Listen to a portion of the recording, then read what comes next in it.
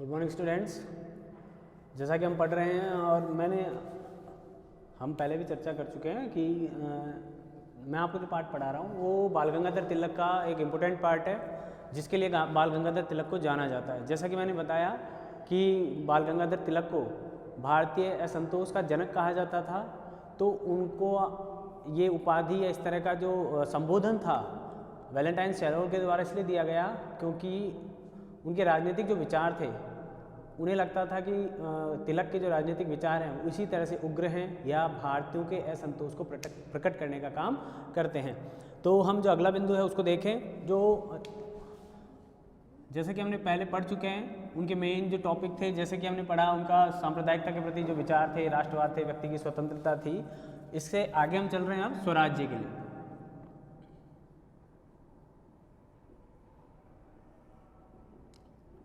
Self rule. तो मैं आपको बता देना चाहता हूं कि तिलक के अगर स्वराज्य संबंधी विचारों का अगर विभाजन किया जाएगा तो तिलक के जो स्वराज्य संबंधी विचार हैं उनका विभाजन करते समय इस बात का ध्यान रखना होगा कि जैसे मैंने आपको बताया था कि उन्हें 1908 में 6 साल की जेल हुई, तो 1914 तक वो जेल में रहे, कारावास की सजा हुई। ठीक है, तो इससे पहले का उनका स्वराज्य संबंधी विचार और इसके बाद के उनके स्वराज्य संबंधी विचारों में अगर कहा जाए तो आमूलचूल परिवर्तन तो नहीं आया था, लेकिन बहुत ज़्यादा परिवर्तन आ गया था। मतलब एक तरह से आप बिल्कुल आसानी से क्लियरली आप आइडेंटिफाई कर सकते हैं कि क्या डिफरेंस हो गए थे उनकी उस सोच में और 1914 के दौरान जब वो जेल में रहे उसके दौरान। हालांकि देखिए, तिलक का व्यक्तित्व ऐसा नहीं है कि आप उसे थोड़े से शब्दों में समाहित कर सकें।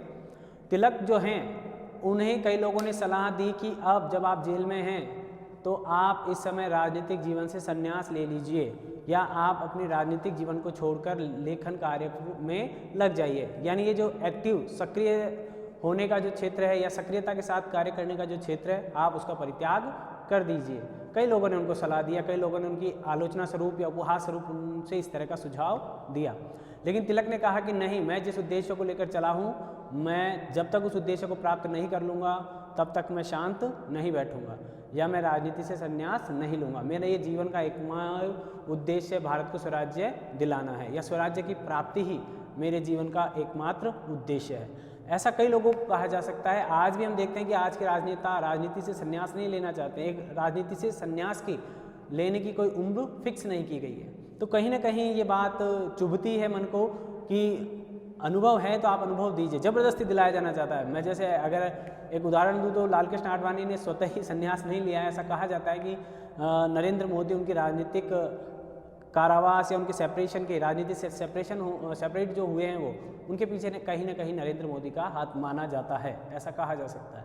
तो ज़बरदस्ती संन्यास लेने के लिए जब इनको भी कहा गया, लेकिन इनमें और इनके कार्य का आधार लेकर वर्तमान राजनेता अपने उद्देश्य को सही नहीं ठहरा सकते। इनका उद्देश्य उस समय देश को आज़ाद कराना था, न कि कोई राजनीतिक पद या राजनीतिक लालसा के लिए काम कर रहे थे। लेकिन आज के राजनेताओं में अगर देखा जाए तो अधिकतर राजनेता इसी तरह के हैं कि वो किसी पद या किसी नाम के पीछे अभी भी राजनीति में सक्रिय भूमिका निभा रहे हैं। ठीक है, तो चलिए हम उस विषय से इधर नहीं होते हैं, अपने विषय पर आते हैं। तो मैं आपको बता रहा हूँ कि तिलक के स्वराज्य में मूल परिवर्तन आया 1908 की उनकी जेल यात्रा के दौरान। तो हम देखें तिलक का स्वराज्य क्या कहता है।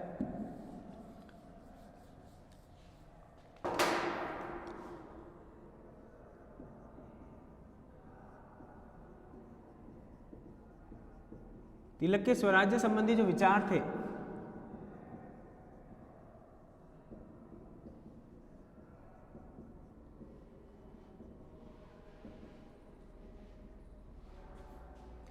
तात्कालिक समय में मौलिक विचार थे। वो मौलिक कैसे थे मैं आपको बता देता हूं। उनके विचारों के मौलिक होने का पीछे जो कारण था वो ये था कि वो एक ऐसी शासन प्रणाली चाहते थे या इस तरह का शासन चाहते थे या इस तरह का स्वराज्य चाहते थे जहां प्रत्येक व्यक्ति को अपने स्वधर्म का पालन करने की पूरी तरह से छूट हो। किसी भी धर्म का व्यक्ति हो, धार्मिक आधार पर वो अपने धर्म का पालन करे और जो व्यक्ति का अपना जो कोई विशेषताएं होती है, अपनी जो योग्यताएं होती हैं, वो उनका भी निरंतर पालन करने के लिए स्वतंत्र हो। देखें तो मौलिक थे, उसका कारण क्या है, उनके स्वराज्य के अर्थ में ही आपको मिलेगा।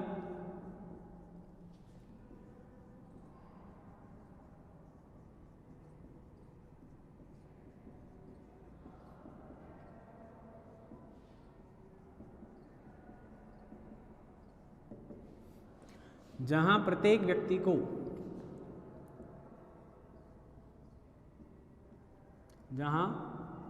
व्यक्ति को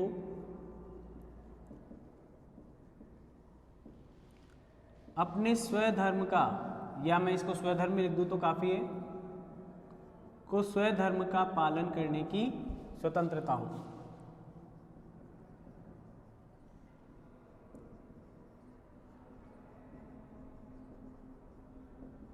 स्वतंत्रता हो, उस पर किसी प्रकार का कोई बाहरी दबाव नहीं हो।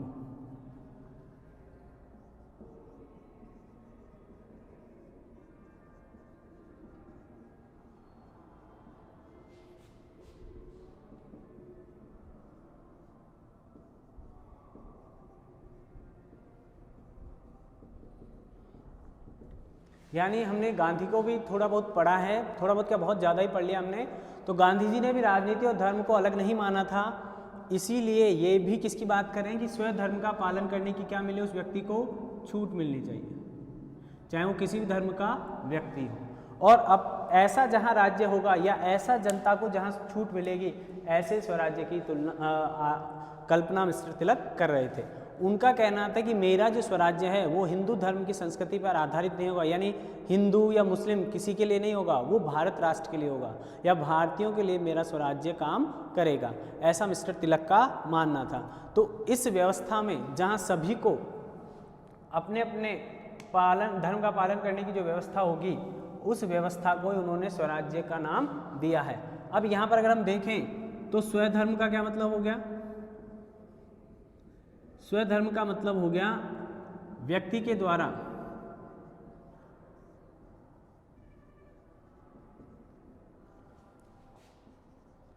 अपने वो धार्मिक कर्मकांड हैं, वो तो हैं ही, वो तो अपनी दिशा में अलग हैं। यहाँ पर व्यक्ति के द्वारा अपने नैतिक व चारित्रिक विकास के लिए, नैतिक व चारित्रिक विकास के लिए कार्य किए जाने की स्वतंत्रता। क्या अंग्रेज ऐसा कुछ कर सकते थे क्या, वो चाहते थे क्या? अगर वो ऐसा चाहते तो वो भारतीयों की शिक्षा पद्धति में परिवर्तन लाते ही नहीं। अंग्रेजों ने भारतीयों के नैतिक और चारित्रिक पतन के लिए ही अंग्रेजी शिक्षा लाई थी, ऐसा मिस्टर तिलक मानते हैं। ठीक है, जबकि हम ऐसी शिक्षा पद्धति लाना चाहते हैं या हमारे यहाँ शिक्षा पद्धति को इस तरह से डेवलप किया जाता है कि हम चाहे अक्षर ज्ञान में कमज़ोर रह जाएं, लेकिन हमारे जो मौलिक गुण पाए जाते हैं, सत्य, अहिंसा, निष्काम, निष्पाप रहकर हम जो काम कर सकते हैं, सहायता, सज्जनता, जो भी जितने भी हैं, उन सब का विकास किया जाना चाहिए, ऐसा मिस्टर तिलक मानते थे। और ऐसा तभी पॉसिबल था जब हम उन लोगों को या भारतीयों को उनके चारित्रिक विकास के लिए कार्य करने की क्या प्रदान करें, स्वतंत्रता प्राप्त करें।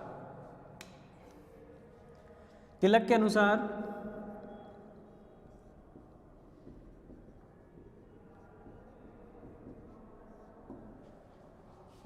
देखो, आपको सबको बताना होगा, क्योंकि एक तरफ तो चल रही है कांग्रेस की कार्यप्रणाली। 1885 में जैसे ही गोखले ने फर्ग्यूसन कॉलेज में एडमिशन लिया और पढ़ाना अध्यापन का कार्य शुरू किया, वैसे ही तिलक और गोखले के बीच में विरोधाभास शुरू हो गए। उनकी विचारधारा इस तरह की थी तिलक की, और मिस्टर गोखले की विचारधारा थोड़ी अलग थी। वो अंग्रेजों के साथ सामंजस्य बैठाकर काम करना चाहते थे और ये अंग्रेजों का विरोध करने की नीति अपनाते थे। तो कहीं ना कहीं इनके विचारों में घर्षण वहीं से चालू हुआ। तो मैं ये कह रहा हूँ कि इसीलिए मैं कहना चाह रहा हूँ कि विचारों में जो भिन्नता है, विविधता है, वो एक तरफ है, और राष्ट्र के लिए कुछ करना, राष्ट्र के लिए राष्ट्र के विकास में अपना योगदान देना, वो चीज़ दूसरी तरफ है। अंग्रेजों के रहते पॉसिबल नहीं था, क्योंकि अंग्रेजों की जो प्राथमिकता थी वो ब्रिटिश सरकार या ब्रिटिश शासन को मजबूत करना थी, न कि भारतीय शासन को। वो भारतीयों के लिए अगर कुछ करते भी थे तो उनका जो छुपा हुआ उद्देश्य कहीं ना कहीं होता था, वो ब्रिटिश सरकार को मजबूत करना होता था। तो देखें आप, तिलक के अनुसार स्वराज्य से तात्पर्य है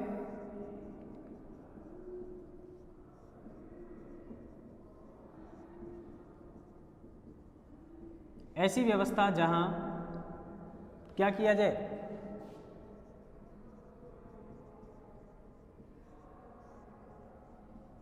नागरिकों के स्वाभिमान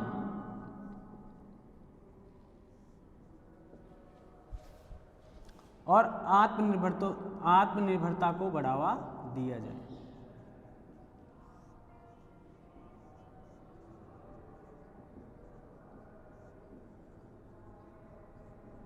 ऐसा राज्य, ठीक है, वही क्या है उनकी नजर में स्वराज्य, ठीक है।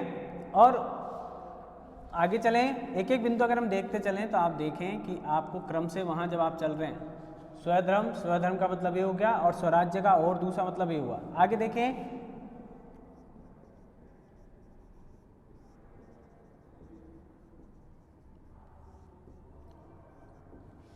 दूसरी बात, जैसे लोकतंत्र है तो मैं कहूँ लोकतंत्र में क्या आवश्यक है, लोकतंत्र में सबसे ज़रूरी या सबसे आवश्यक चीज़ ये होती है कि आम जनता को प्रशासन की भागीदारी में शामिल किया जाता है या नहीं किया जाता। अगर जनता प्रत्यक्ष या अप्रत्यक्ष रूप से प्रशासन में भागीदारी कर रही है तो वह लोकतंत्र उतना ही लोकप्रिय होगा जितनी की कोई अन्य व्यवस्था हो सकती है। तो यहाँ तिलक भी ऐसी व्यवस्था चाहते थे कि अंग्रेजों के द्वारा जो दबावपूर्वक प्रशासन या शासन किया जा रहा है उसके बजाय ऐसी शासन प्रणाली होगी मेरे स्वराज्य में कि जहाँ पर लोग आम सहमति से भागीदारी करेंगे, एक दूसरे की नीति नियमों को समझेंगे और उसके बाद निश्चित किया जाएगा शासन व्यवस्था को।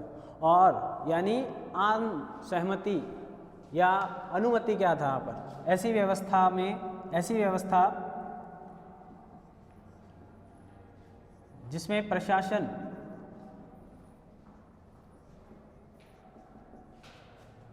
जनता और शासक दोनों की भागीदारी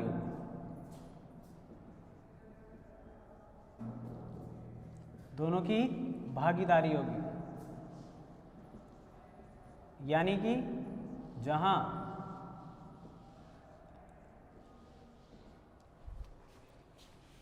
नीति निर्माण जनता की सहमति और अनुमति से होगा, नीति निर्माण या प्रशासन संबंधी जो कार्य हैं वो सहमति और अनुमति से होगा, ठीक है। इसको क्या कहेंगे हम, इसको मिस्टर तिलक ने किसका नाम दिया है, स्वराज्य का नाम दिया है, ठीक है। और ये अनुमति सिर्फ किसी फिक्स निश्चित किसी भूभाग में नहीं, देखें आप एक बार मैं और लिख दूं इसको,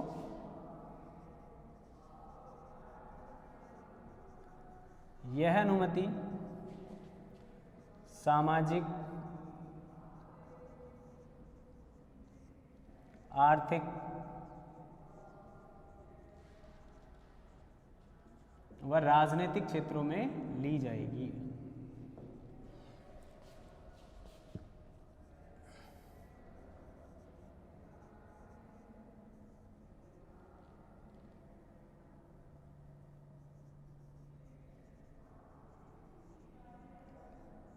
ठीक है, तो ये कहीं से भी गलत नहीं है, ये कहीं से भी ऐसा नहीं है कि जिसके लिए कोई गैरकानूनी कार्य है या कोई अनुचित मांग मिस्टर तिलक कर रहे हैं। सीधी सी बात कह रहे हैं कि जनता द्वारा जनता के लिए जो शासन की जो उक्ति है, लोकतंत्र का जो मूल मंत्र है, जनता के लिए जनता के द्वारा शासन ही लोकतंत्र कहलाता है, उसी मूल बिंदु की बात मिस्टर तिलक भी कर रहे हैं, ठीक है। तो ऐसा नहीं है कि तिलक ने कुछ ऐसा कह दिया स्वराज्य को लेकर, ये तब की बात करें जब अगर हम कहें कि तिलक का स्वराज्य ये तब का है जब वो 1908 में जेल नहीं गए, ठीक है। अब उसके आगे चलते हैं हम, अगर हम बात करते हैं अब इसमें वहाँ वर्तमान में कैसा राज्य था उसको देखें एक बार, आप देखें इसका अर्थ देखें, जहाँ प्रत्येक व्यक्ति को उसके स्वधर्म पालन करने की स्वतंत्रता मिलेगी वही ऐसा स्वराज्य होगा। और स्वधर्म से उसका तात्पर्य व्यक्ति अपने नैतिक और चारित्रिक विकास के लिए जो कार्य कर सकता है वो कार्य करने के लिए ही तिलक ने स्वराज्य संबंधी जो धारणा है या जो मंत्र है वो देने का काम किया। और स्वधर्म का पालन करने के लिए व्यक्ति को वो जो शासन है या जो प्रशासन है उसमें उसकी सहमति आवश्यक होगी। और ये सहमति किसी विशेष क्षेत्र में नहीं, लगभग जो भी महत्वपूर्ण विषय हैं प्रशासन के, उन सभी विषयों में आम जनता और शासक की सहमति आवश्यक होगी। आगे देखें, लेकिन हो क्या रहा था वहाँ जो कार्य हो रहा था वो था दमन चक्र चलाया जा रहा था।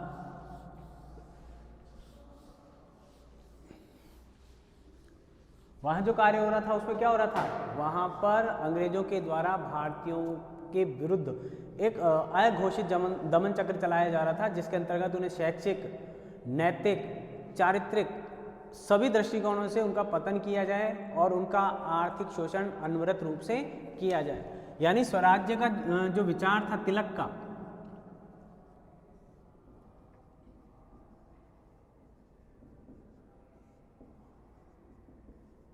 स्वराज्य के विचार में तिलक ने अत्याचारी,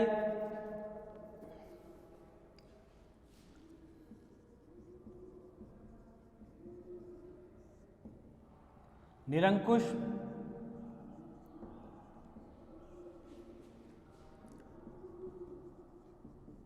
सरकार पर नियंत्रण की भी व्यवस्था की है। यानी उनका मानना है कि ऐसी कोई सरकार जो निरंकुश है या अत्याचारी है वह कहीं से भी स्वराज्य के अंतर्गत नहीं मानी जाएगी। यानी सरकार नियंत्रण की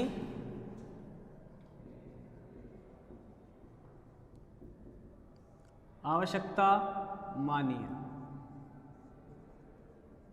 एकाधिकार की बात करते हैं, एकाधिकार नहीं होगा, निरंकुशता नहीं होगी, अत्याचारी सरकार नहीं होगी उस स्वराज्य में। अगर ऐसी कोई सरकार है तो उसे उखाड़ फेंकने का काम जनता के द्वारा किसी भी तरह से गलत नहीं मानते हैं तिलक। तो उनका जो तिलक का जो स्वराज्य संबंधी विचार है एकदम स्पष्ट है, और इसी कारण उनके जो स्वराज्य संबंधी जो विचार हैं उनके कारण ही उन्हें लोकतंत्रात्मक सरकार का या लोकतंत्रात्मक स्वराज्य का नाम उनको दिया गया, उनके इन सिद्धांतों को। आगे चले, किसने दिया ये? टीबी पार्वती ने।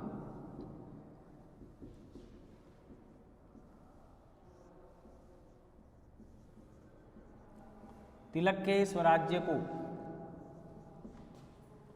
लोकतंत्रात्मक या लोकतांत्रिक स्वराज्य का नाम दिया है।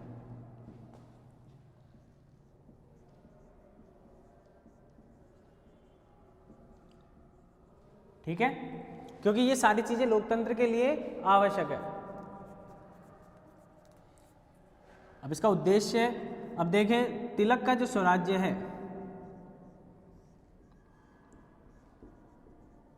देखो इसलिए इसको थोड़ा बड़ा बताया जा रहा है क्योंकि ये 150 शब्दों में या बड़े प्रश्नों में यही प्रश्न आएगा, आपके आ जाता है, आया हुआ है पहले भी कई बार। तो आप समझें कि जो राजनीतिक विचार थे मिस्टर तिलक के, वो किस तरह के थे, क्या वो सोच रखते थे और किस तरह से उनकी सोच में परिवर्तन आता था, या आज उनकी सोच के आधार पर कौन कौन सी विचारधारा या कौन कौन से सिद्धांत वर्तमान सरकारों में या वर्तमान राजनीतिक व्यवस्था में हमको दिखाई देते हैं। ऐसा जब हम देखेंगे तो हमें समझ में आएगा कि तिलक कितने इम्पोर्टेंट हैं या नहीं है। ठीक है, तिलक का जो स्वराज्य था वो व्यक्ति आधारित नहीं होकर, यानी व्यक्ति कौन शासन कर रहा है ऐसा नहीं था, कोई भी शासन करे उसका उद्देश्य स्पष्ट था। व्यक्ति आधारित न होकर उद्देश्य आधारित स्वराज्य था।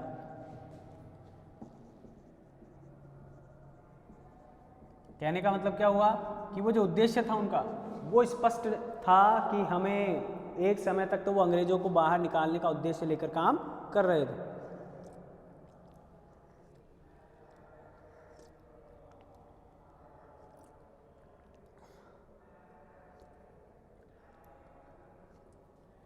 एक समय ऐसा होता है, मैंने व्यक्ति क्यों कहा है, क्योंकि आप देखेंगे कि व्यक्ति भारतीय राजनीति कह दें या अंतर्राष्ट्रीय राजनीति में अगर कह दें तो व्यक्ति इतना बड़ा हो जाता है कई बार कि वह व्यवस्थाओं को डेस्ट्रॉय कर देता है।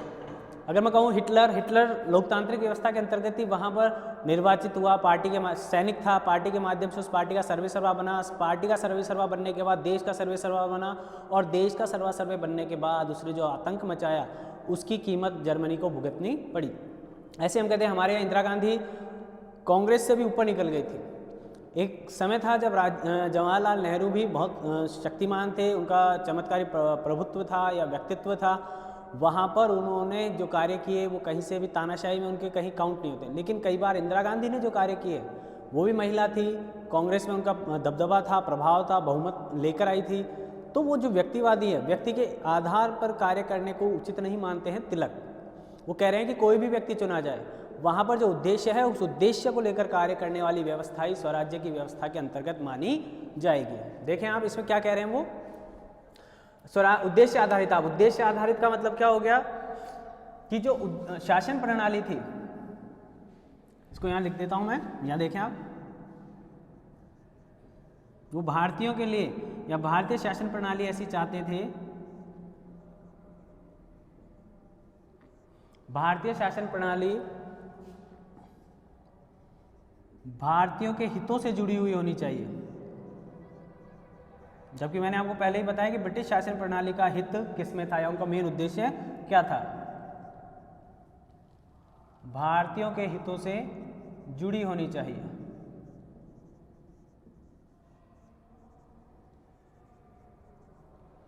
ठीक है, और वो उद्देश्य क्या थे, जैसे चाहे वो वित्त हो, न्याय हो, प्रशासन हो, शिक्षा हो, कोई भी सरकार आए, मतलब कोई भी व्यक्ति प्रशासन कर रहा हो भारत में एक समय, चाहे अंग्रेज हो, चाहे कोई और हो, चाहे कुछ और हो। ठीक है,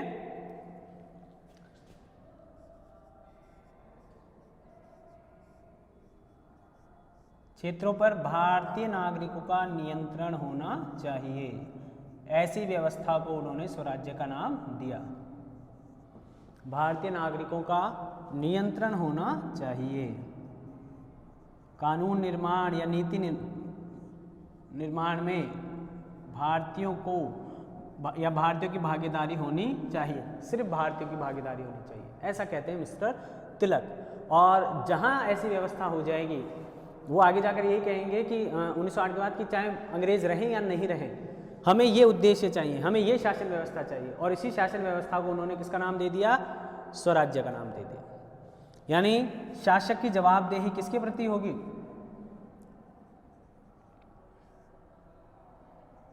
शासक की जिम्मेदारी या जवाबदेही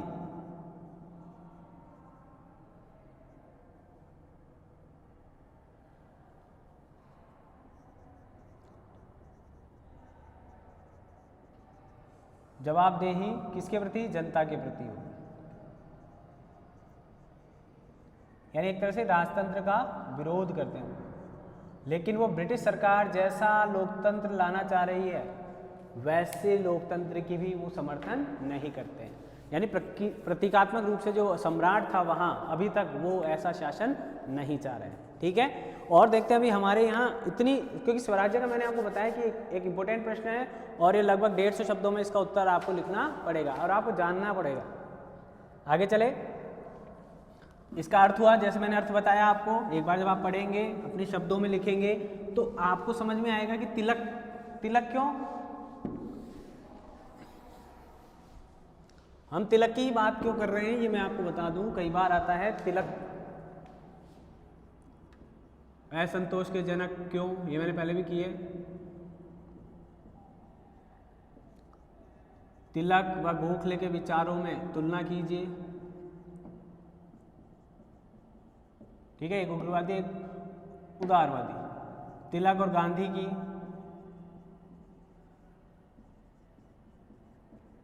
या तिलक के राजनीतिक विचारों के बारे में पूछ लिया जाता है। इसलिए हम तिलक को देखें ताकि जब हम गोखले पढ़ेंगे तो दोनों की तुलना करते हुए जब पढ़ेंगे तो बड़ी आसानी से हमको याद हो। तिलक जो है वो स्वराज्य की व्यवस्था क्यों चाहते हैं,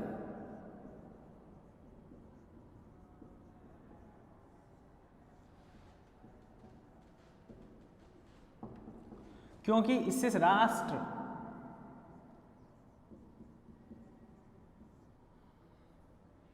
संबंधी विचार की उपयोगिता क्या है,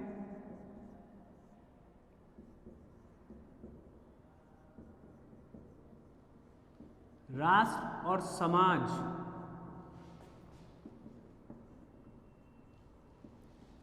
दोनों का विकास होगा।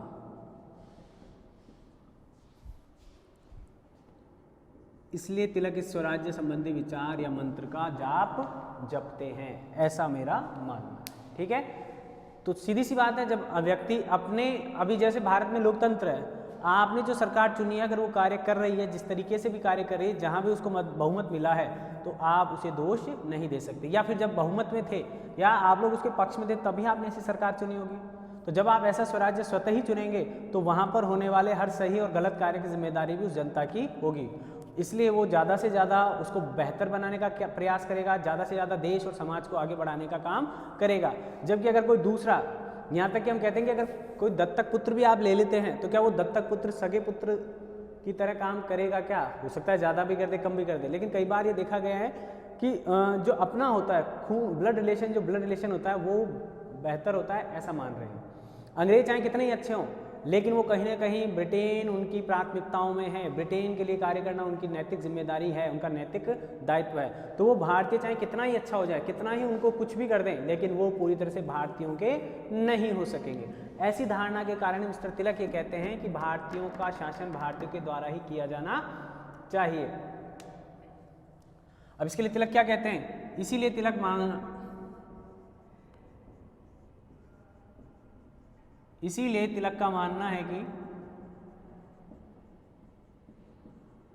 क्या मानते हैं वो, कि भारतीयों के भाग्य का निर्धारण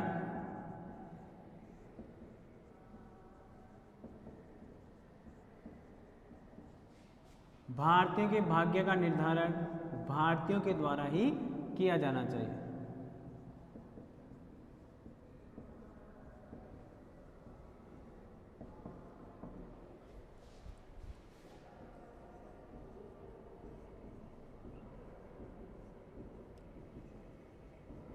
ठीक है, यानी वो ब्रिटिश सत्ता का उन्मूलन करने का प्रयास कर रहे हैं। ठीक है, आगे चले। क्योंकि तिलक की जो विचारधाराएं हैं, उस विचारधारा में कहीं भी उन्होंने ब्रिटिश सरकार के समर्थन में नहीं कहा।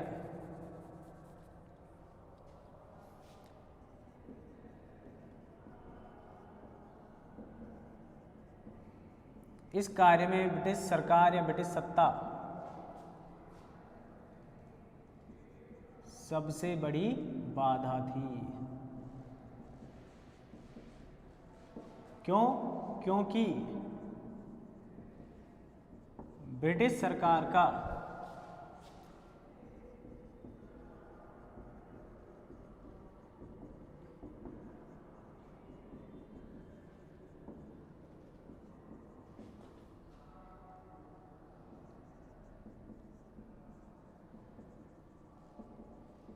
यानी भारतीयों का हित कब देखेंगे वो? जहां ब्रिटिश सरकार के हित और भारतीयों के हित एक दूसरे के पूरक हैं, यानी ब्रिटिश सरकार के हित या ब्रिटिश शासन के या ब्रिटिश साम्राज्य जो थी उनके हितों का ध्यान रखने के में अगर भारतीय हित सहायक हो रहे हैं, तब वो भारतीय हितों को पूरा करते थे। जहां उनमें कंट्रोवर्सी है तो वो भारतीयों के हितों को उड़ा देते थे। ठीक है,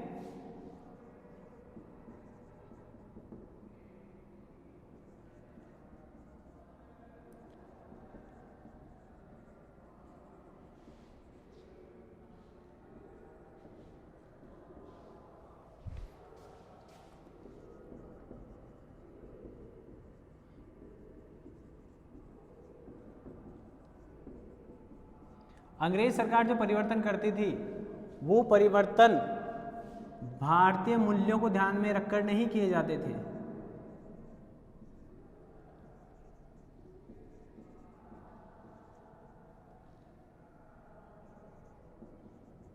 या भारतीय संस्कृति के अनुकूल होना आवश्यक नहीं थे। तो आप सोचिए कि जो व्यक्ति आपके सिद्धांतों में या मूल्य में विश्वास नहीं रखता है, वह आपके लिए किसी प्रकार से सहायक या लाभकारी सिद्ध हो सकता है? कभी नहीं हो सकता। तो इसी धारणा के कारण वो कह रहे हैं कि स्वराज्य होना ही चाहिए। प्रशासन में भागीदारी भारतीयों के द्वारा भारतीयों के लिए की जानी चाहिए। किसी और सरकार के द्वारा किया गया कार्य कभी भी भारतीयों के हित में नहीं हो सकता है।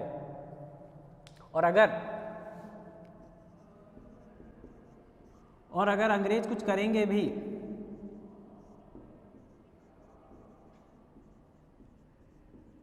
देखो समझने की चीज़ है, लिखेंगे तो आप अपने विचारों से, आपकी इमेजिनेशन पावर कैसी है, आप किसी चीज़ का कितना विश्लेषण कर सकते हैं, ये निर्भर करेगा कि आप कितना अच्छा उत्तर तैयार करते हैं।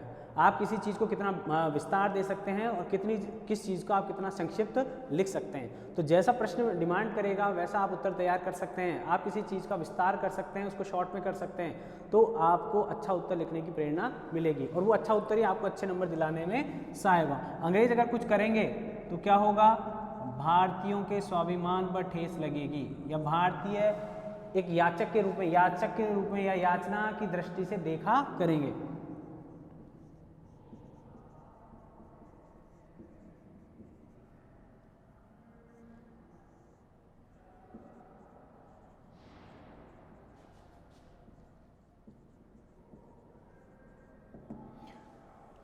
अभी मैं एक एग्जांपल अभी की परिस्थितियां भी बता दूं आपको। एक अमेरिकी पॉप स्टार थी, उसकी मानसिकता पता नहीं क्या थी या क्या नहीं थी, मैं ये नहीं कहना चाहूँगा, इतना डीप में नहीं जाना चाहूँगा। आज भी अंग्रेज़ों को अपने नस्लवाद का, अपने रंग का, अपने रूप का इतना घमंड रहता है कि वो सामने वाले या दूसरे देशों के लोगों पर टिप्पणी करने से नहीं चूकते हैं। तो वहाँ पर उस अमेरिकी जो स्टार थे, अमेरिकी थी या ब्रिटिश स्टार, मुझे इतना डीप में नहीं गया, उसने ये कहा कि भारत गरीबों का देश है।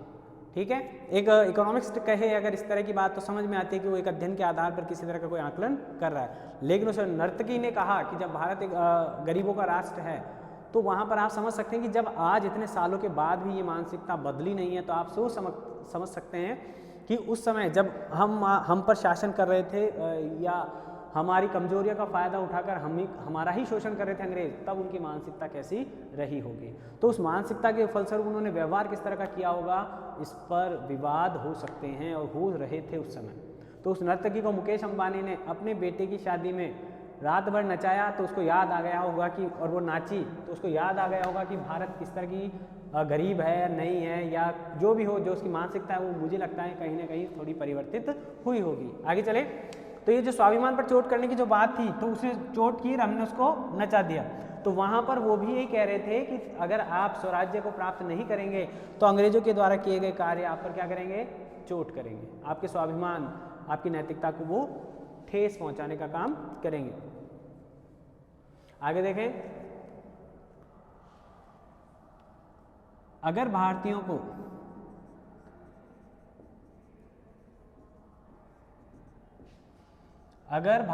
को भौतिक और नैतिक यानी सांसारिक और ईश्वरीय दोनों तरह का कल्याण चाहिए, भौतिक और नैतिक कल्याण,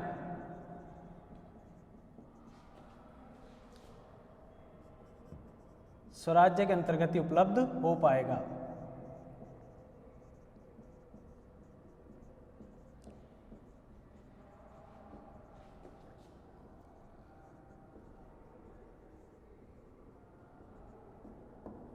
ठीक है, तो आप देख रहे हैं कि हम जो बात कर रहे हैं, जिस व्यक्ति के बारे में बात करें, वो व्यक्ति कोई छोटा मोटा व्यक्ति नहीं है।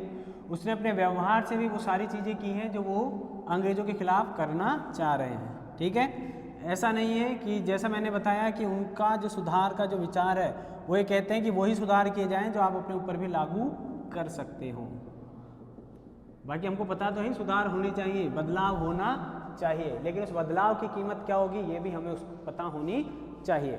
आगे चले, अब ब्रिटिश शासन को हटाने का समर्थन कर रहे हैं। यहाँ तक क्या कर रहे हैं वो, ब्रिटिश शासन को हटा दिया जाना चाहिए। लेकिन क्या एकमात्र, देखें आप, लेकिन क्या ब्रिटिश शासन को हटा देना ही एकमात्र उपाय है क्या?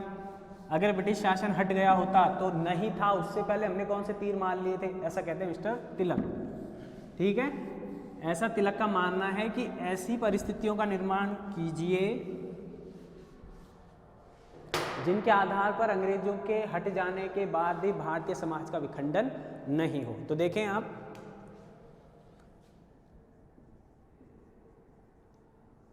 तिलक ने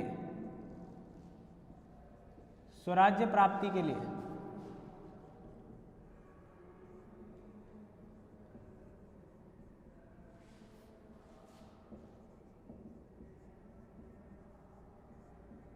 अंग्रेजी प्रशासन को हटाया जाना।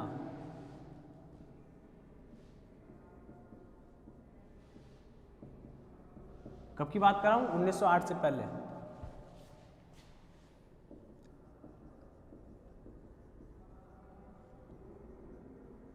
आवश्यक माना, लेकिन जैसा मैंने कहा, लेकिन यह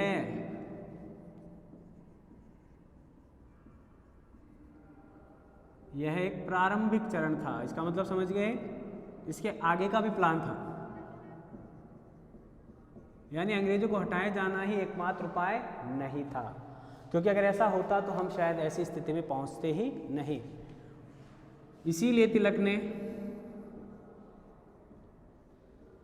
और इसीलिए लोग उन्हें अंग्रेजों का विरोधी भी मान लेते हैं, इसलिए उन्होंने कहा कि ये प्रारंभिक चरण है।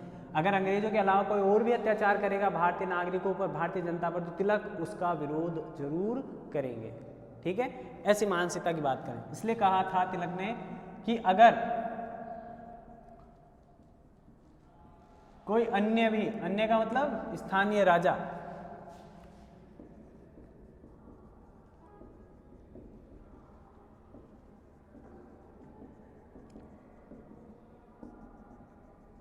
अत्याचार करता है तो क्या करेंगे हम? तो इसी प्रकार उसका विरोध किया जाएगा। लेकिन तब अब उसमें इसमें अंतर क्या आ गया? देखो आप, अगर अंग्रेजों के द्वारा कोई अत्याचार किया जा रहा है तो इसका मतलब हमारी कमजोरी का फायदा बाहरी व्यक्तियों के द्वारा उठाया जा रहा है, ऐसा तिलक करें। और अगर किसी शासक का, स्थानीय हमारे देश के ही किसी शासक का, किसी व्यक्ति के द्वारा हम पर कोई अत्याचार होता है जनता पर, तो हमारे घर का अंदरूनी मामला है। तिलक कह रहे हैं कि पहले इन बाहर वालों को हटाया जाएगा, फिर इन अंदर वालों के अत्याचारों का विरोध किया जाना चाहिए।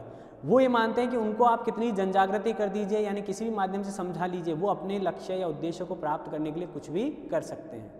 उनका हमसे कोई मानसिक या भावनात्मक जुड़ाव नहीं है, सांस्कृतिक जुड़ाव नहीं है। उनका उद्देश्य हमसे आर्थिक हितों की प्राप्ति करना है, जबकि हमारा जो स्थानीय शासक होगा वो कहीं न कहीं हमसे जुड़ा हुआ है, यहीं रह रहा है। हमें इस प्रकार से कार्य करना है कि वो अपने विचारों में परिवर्तन कर ले।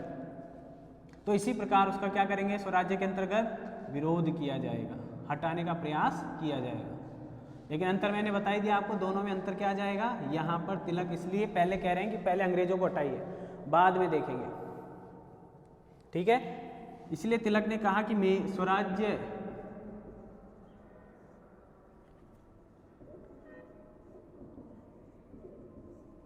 हिंदू या मुसलमानों के लिए नहीं है, या वर्ग विशेष के लिए नहीं है,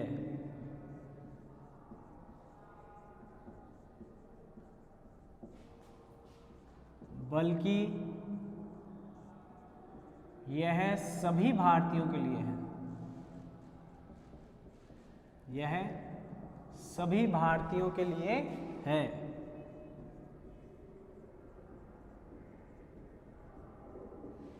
ठीक है, तो अब ये ध्यान रख लें कि आप यहाँ पर जो बात करते थे, इस लाइन को हम सांप्रदायिक एकता में भी लिख सकते हैं और यहाँ भी लिख सकते हैं, क्योंकि यहाँ स्वराज्य की बात कर रहे हैं।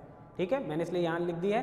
तो जो स्वराज्य था, उन्होंने किसी तरह का डिवाइडेशन नहीं करा, क्योंकि वो जानते थे कि इस डिवाइडेशन की वजह से अंग्रेजों को भारत में आने का मौका मिला। इसलिए उन्होंने कहा कि ये कोई डिवाइडेशन नहीं है, यहाँ पर जो भी भारतीयों के लिए उचित होगा, भारतीयों के लिए वही काम किया जाएगा, या वही शासन प्रणाली अपनाई जाएगी। आगे देखो, उन्होंने एक बात और कही, जिसको अब आप ध्यान कर लें।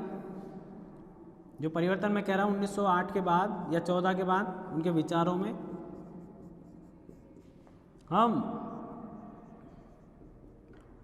प्रशासनिक प्रणाली में परिवर्तन की बात कर रहे हैं। मुख्य बात क्या है उनकी? प्रशासनिक प्रणाली में परिवर्तन की बात कर रहे हैं, न कि परिवर्तन या सुधार की बात कर रहे हैं। ठीक है,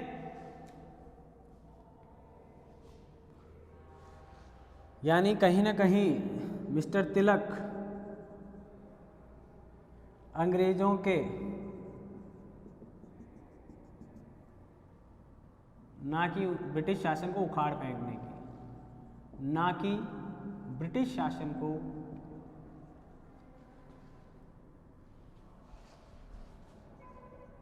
उखाड़ फेंकने की।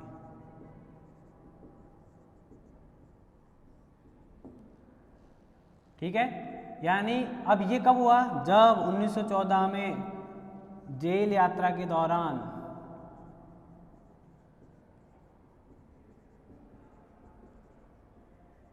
अंग्रेजों के प्रशासनिक प्रबंधन से प्रभावित होकर के, तो प्रबंधन तो अंग्रेजों का था ही थोड़ा सा ठीक, यानी परिवर्तन आ गया उनकी सोच में। तो ये जो परिवर्तन है, ये परिवर्तन आगे किसने अडॉप्ट कर लिया, मिस्टर गांधी ने। उन्होंने भी यही बातें करनी शुरू कर दी। ठीक है, यानी जो अंग्रेजों में अच्छाइयाँ थी वो भी भारतीयों के द्वारा देखी जाने लगी, और ये परिवर्तन आया मिस्टर तिलक में आया पहले, फिर तिलक के आने के बाद आगे और लोगों में भी इस तरह का परिवर्तन आया।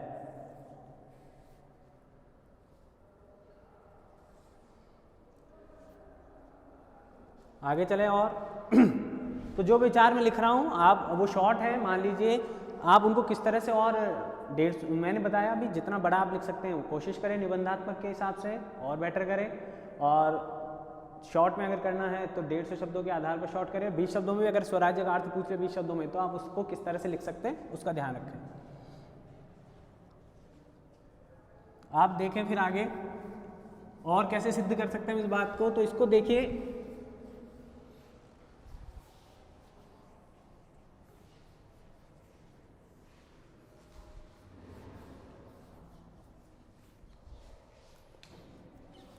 1914 की उनकी जेल यात्रा रही, विचारों में परिवर्तन आया, तो उन्होंने 1916 से होम रूल लीग आंदोलन प्रारंभ किया एनी बेसेंट के साथ मिलकर।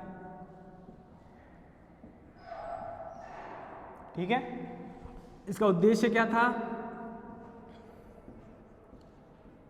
ब्रिटिश ताज यानी प्रतीकात्मक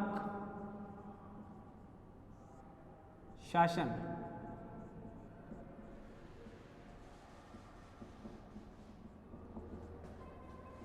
स्वशासन की प्राप्ति करना। परिवर्तन आया उनके विचारों में।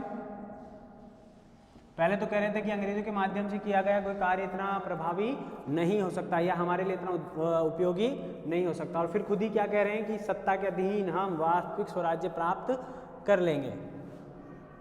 यानी वास्तविक स्वराज्य का मतलब क्या हो गया यहाँ पर, या स्वशासन का मतलब जो प्राप्य है। यानी कहते हैं ना हम, न मामा से काना मामा अच्छा होता है, किसी का मामा अच्छा नहीं है तो अगर थोड़ा खराब मामा भी है तो चल जाएगा। तो वास्तविक स्थिति में अगर है ही नहीं तो क्या करें। अब स्वराज्य यहाँ प्राप्त होने की संभावना जब तिलक को लग रही है कि स्वराज्य जो वो चाहते हैं वो नहीं प्राप्त हो सकता, या अंग्रेजों को भारत से निकालना बहुत दुष्कर कार्य होगा, बहुत मुश्किल कार्य होगा, क्योंकि ब्रिटिश सत्ता या एक तो बहुत ताकतवर है और दूसरा भारतीयों में भी इतनी एकता स्थापित नहीं हो पाई है, और भारतीयों में भी वैचारिक रूप से इतनी विविधता है कि भारतीयों को एक सूत्र में बांधना बहुत मुश्किल कार्य होगा। तो उन्होंने क्या किया कि इस वास्तविक स्वराज्य को प्राप्त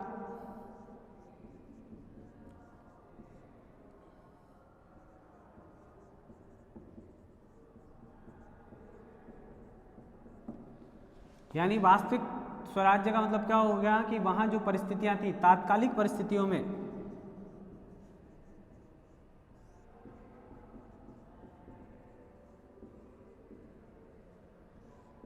यानी यथार्थ के साथ क्या कर लिया उन्होंने, जो औपचारिक जो विषय था यानी जिसको हम कह देते हैं आदर्श, जो उद्देश्य उन्होंने पहले कहा था,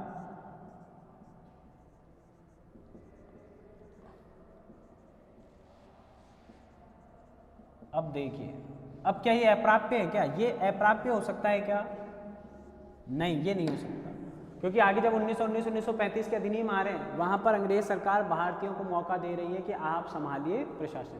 तो 1935 में कांग्रेस ने सरकार बनाई, चलाई भी कुछ महीने तक, तो वो इसी तरह था, ब्रिटिश सरकार के अंतर्गत सरकार की स्थापना हुई, यानी इन्हीं आइडियाज़ को आगे प्राप्त करने का प्रयास किया गया कांग्रेस के माध्यम से भी समन्वय स्थापित किया। हालांकि कई लोगों ने उनकी आलोचना की या उनका उपहास उड़ाने का प्रयास किया, क्योंकि परिवर्तन आया था और जो व्यक्ति जिस विचार को लेकर कई दिनों से कई वर्षों से प्रयास कर रहा था, आज उस व्यक्ति ने उस प्रयास को क्या कर दिया, छोड़ दिया या उसमें थोड़ा सा बदलाव कर दिया। ठीक है, तो स्वराज्य संबंधी मिस्टर तिलक के विचार रहे, कहाँ से शुरू हुए, कहाँ तक आए हम, तो ये उनके दिनचर्या जीवनचर्या का एक इम्पोर्टेंट पार्ट था। आगे चलते हैं हम, आपके समझ में आया होगा समय के अनुसार जो जो परिवर्तन हुए तिलक की सोच में, वो उन्हें उग्रता से शांति की तरफ ले जा रहे हैं। थोड़े से आगे चलते हैं अब। कल हमने ये बिंदु लिखा भी था, साधनों के प्रति दृष्टिकोण।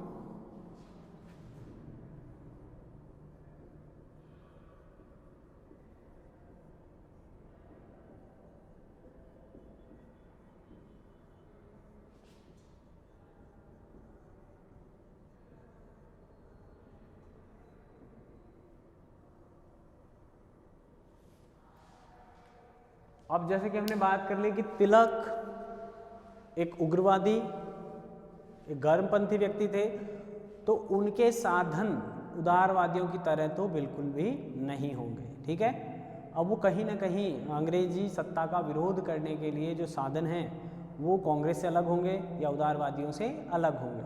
तो उनके जो साधन थे वो कुछ हम आगे इसके बाद और उसी में डिटेल करेंगे, लेकिन साधनों के प्रति उनका दृष्टिकोण क्या था, क्यों उन्होंने उन साधनों को मानने से या उपयोग करने से मना कर दिया जो कांग्रेस मानती आ रही थी। तो देखें आप,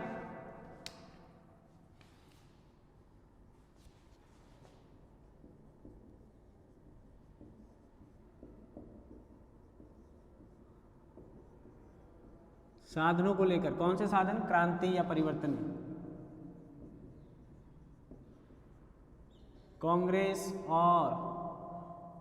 कांग्रेस के नरमपंथी और गर्मपंथी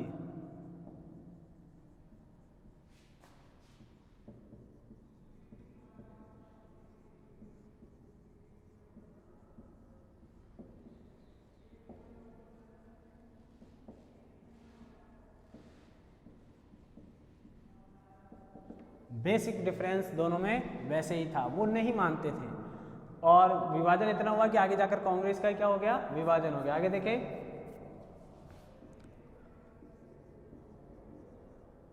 तिलक कांग्रेस में रहकर भी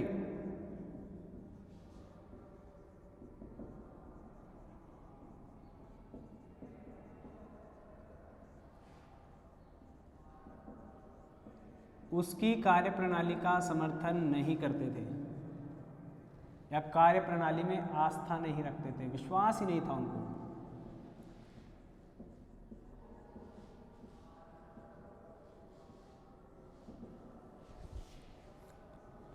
अब कांग्रेस क्या करती थी, कांग्रेस आप सबको पता है, कांग्रेस ही हाथ जोड़कर काम करने में थे। कांग्रेस ही प्रार्थना पत्र या प्रार्थना, ठीक है, प्रतिनिधिमंडल या प्रतिरोध कैसा, शांतिपूर्वक, एप्लीकेशन लिखने तक का, खुलकर आए नहीं। 3 प्रय पूछे जाते हैं, कौन से 3 प्रय की बात करते हैं, 3 प्रार्थना पत्र प्रतिनिधि प्रतिरोध की नीति का पालन करते थे। ठीक है, तो तिलक ने कहा कि भाई इनसे कुछ भी नहीं होगा, यानी तिलक जो है वो कांग्रेस के इन साधनों का क्या करते हैं, जबरदस्त विरोध करते हैं। विरोध क्यों करते हैं, क्योंकि उन्होंने कब करना शुरू किया, 1885 से लेकर 1905, जो कि इनका उद्भव काल मानिए आप एक तरह से उग्रवादियों का। ठीक है, उससे पहले तो रास बिहारी बोस, गोपाल कृष्ण गोखले, दादा भाई नौरोजी, ये वो और ये अध्यक्ष बनते थे। कहने का था इनको अध्यक्ष बनने ही नहीं दिया गया।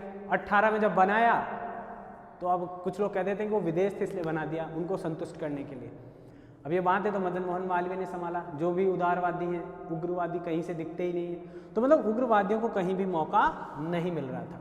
अब इन्होंने इसका उदाहरण क्या दिया, क्यों नहीं करना चाहिए, इसका उदाहरण उन्होंने दिया कि भाई जब कृष्ण और दुर्योधन का जो प्रसंग है महाभारत में, क्योंकि मैंने कहा कि मिस्टर तिलक जो है वो इस विषय को जितना आप ऐसे पढ़ेंगे तो याद रहेगा आपको।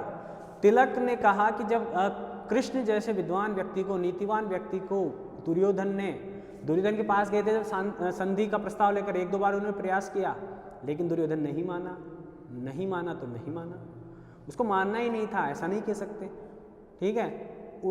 उसने कहा एक सुई एक गांव देने में उसको जो दे दिया, फिर भी वहाँ उसको चैन से नहीं रहने दिया जा रहा। उन्होंने कहा इतना दे दो, इतना ठीक है, लेकिन जितना करते जा रहे हैं, जितना पांडव शॉर्ट आते जा रहे हैं, निम्न स्तर पे आते जा रहे हैं, उतना ही दुर्योधन का प्रभाव या उसकी मांग या उसकी जो योग्यता है या उसकी जो अत्याचार है वो क्या होते जा रहे हैं, निरंतर बढ़ते जा रहे हैं। तो उन्होंने क्या कहा इसकी वजह से कि आप ऐसा कीजिए कि आप मिस्टर कृष्ण को देखकर, उन्होंने कहा कि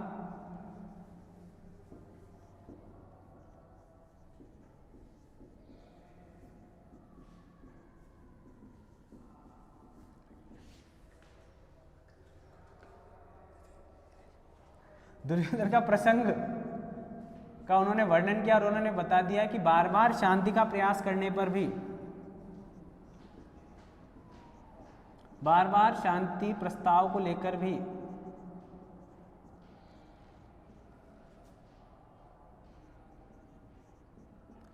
परंतु दुर्योधन नहीं माना।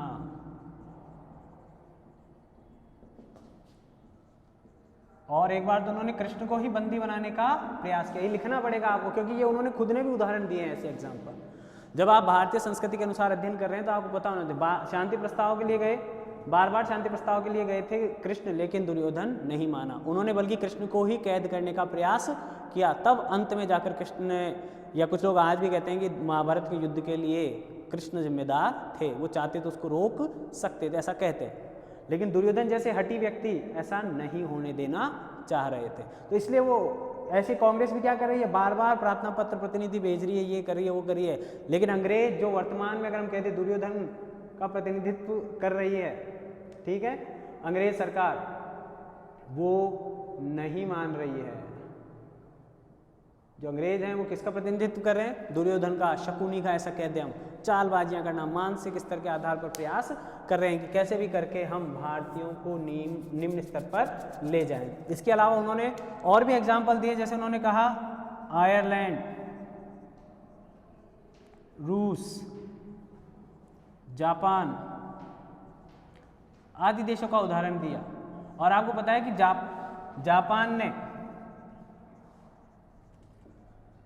जापान ने रूस को हरा दिया था, एक छोटे से देश में। राष्ट्रवादी जो विचारधारा है उसको आप तभी साकार कर सकते हैं जब आप में उसके प्रति खुद में बल हो, आपकी भावनाएं उस तरह की हो। आप ये देखें कि शत्रु बलवान है और आप अपने प्रयासों को उस तरह से नहीं करें कि वो शत्रु राष्ट्र को पराजित कर सके। यहाँ पर रूस को हरा दिया था जापान जैसे छोटे से राष्ट्र ने, ठीक है। तो और देखें हम इसी आधार पर अगला जो हमारा है बिंदु उसको देखें। लेकिन तिलक और गोखले में मतभेद था इस बात को लेकर, क्योंकि दोनों की जो सोच है, दोनों की जो विचारधारा है, मैंने कहा कि इस बहिष्कार को लेकर या साधनों के प्रति जो दृष्टिकोण है उसको लेकर भी तिलक और गोखले,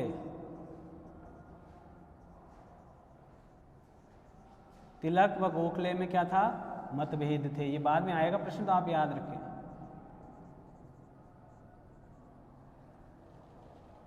एक उनके मतभेदों का आधार यही था, वो नहीं चाहते थे कि किसी भी तरह के हिंसक या अन्य प्रकार के साधनों का प्रयोग राष्ट्रीय आंदोलन में या भारतीय लोगों को जागरूक करने के लिए किया जाए, ठीक है। आगे देखते हैं हम, आगे देखें अगर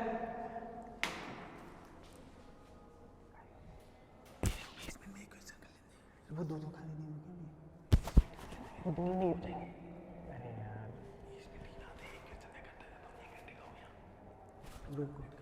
रुको तो 5 मिनट, ठीक है।